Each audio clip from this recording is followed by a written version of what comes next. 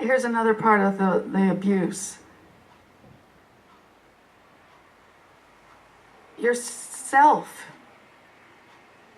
I was going to say your self-worth is demolished because the children are told that they're that they're basically sinful, right? In order to be saved, you have to acknowledge your basic badness, your weakness, your total dependence on God, on an external source for anything good, anything wise, anything loving, anything strong. You need God. You need something outside of you. You're nothing. You're bad, and you're nothing, and you're empty, and you're weak. And until you get that, you're not going to get anywhere. You're not going to be anything. I can feel myself shaking a little bit just saying that. Like I said, I never intended to do this work, but the walking wounded are in the thousands, probably millions. And the mail that I get mail every day, and the mail I get is heart-wrenching. And it's not just people that are feeling a little bit bad. It's people whose lives are ruined. It's people who can't function. And those of you that are here today, at least you're functioning. But you're the lucky ones.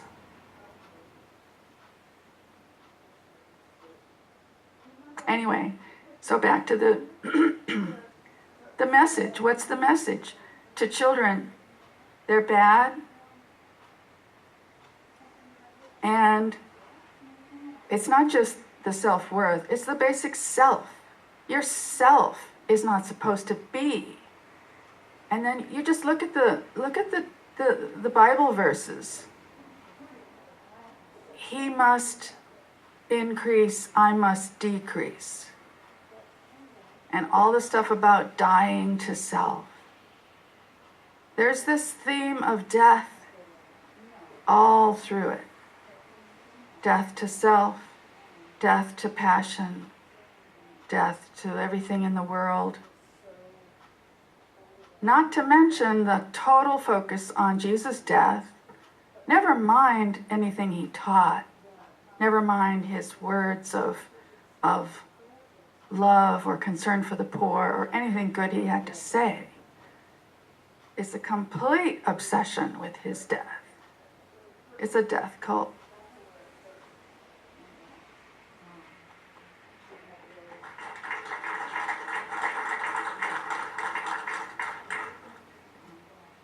So,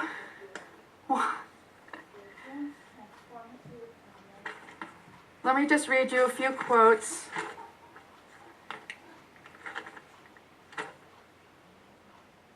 From people that have said various things. And while I'm doing that, I'm just going to show you this slideshow in the background. These are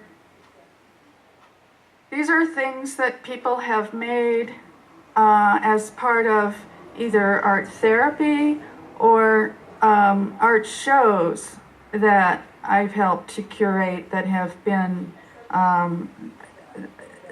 in galleries and universities, three different places, 2 in the States, 1 in Australia.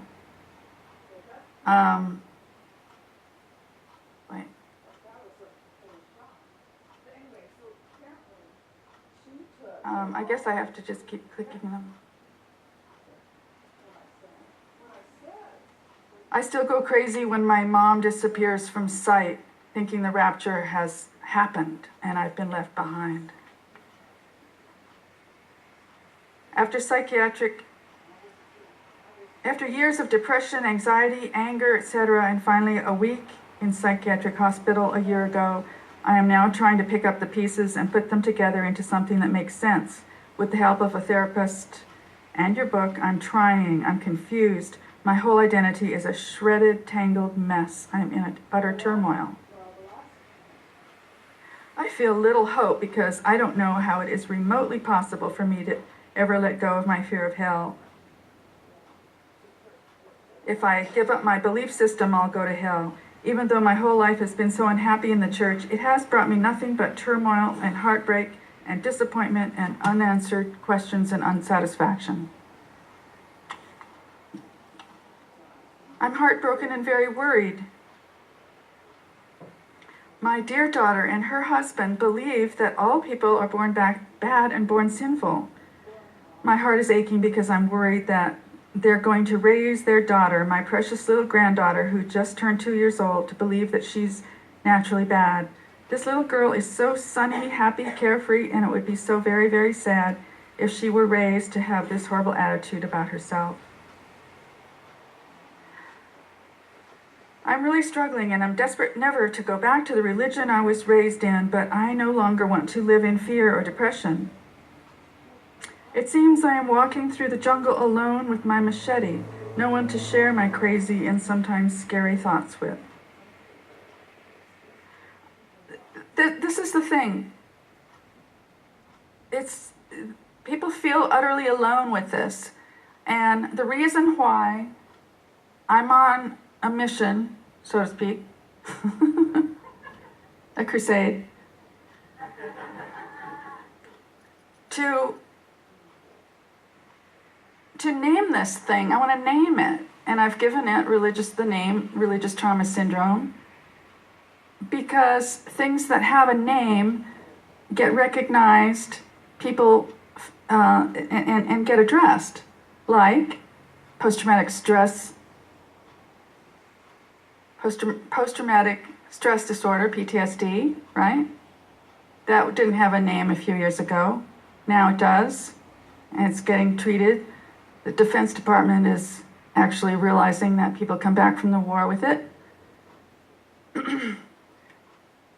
And things like anorexia, instead of just girls feeling, not just girls, but mostly girls feeling guilty that it's all their fault. That's when something has a name, people feel like they're not alone. They feel less crazy. They feel like it's not all their fault.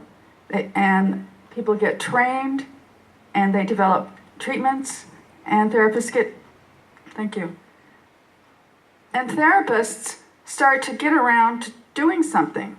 Right now, a lot of the mail I get is because people say, my therapist doesn't understand. My therapist tries to give me spiritual homework as part of my therapy. Right? How does somebody who's dealing with all this stuff and taking a lot of drugs and alcohol go to an AA meeting?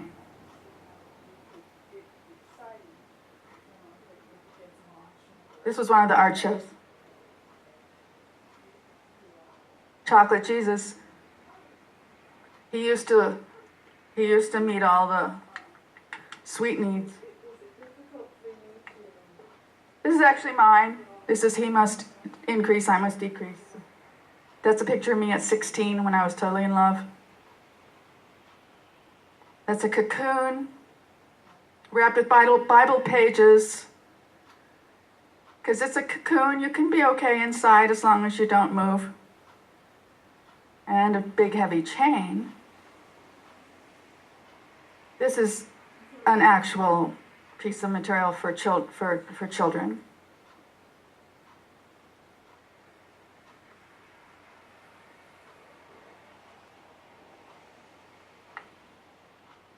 This is about the separation. Those are all my pet peeve is the way religion separates. It separates you from yourself.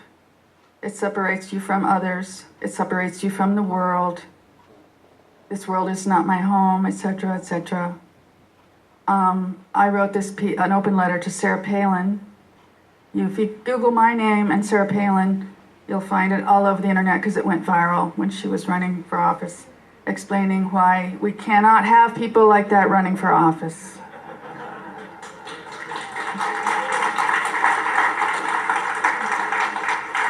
I ended it with saying, how dare you, when you believe that Jesus is coming back, and that's why you don't think global warming is a problem. How dare you try to head up our government and care that little about the future of the planet?